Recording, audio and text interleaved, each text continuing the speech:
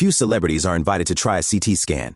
If they can stay completely silent the entire time, no matter what happens, they'll win $100,000. Sounds easy, right? But is it really? As the machine slowly slides John in, his heart starts racing for no reason. Suddenly, a face appears above him and slowly kisses him on the lips.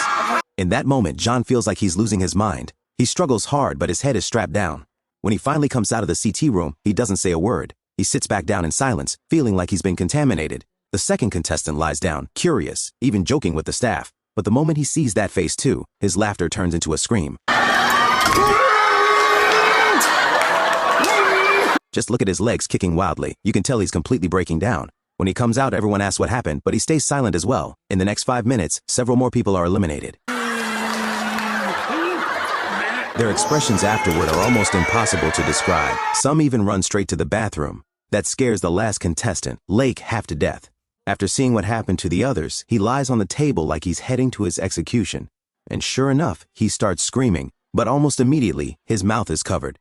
He can't make a sound anymore, only kicking his legs helplessly.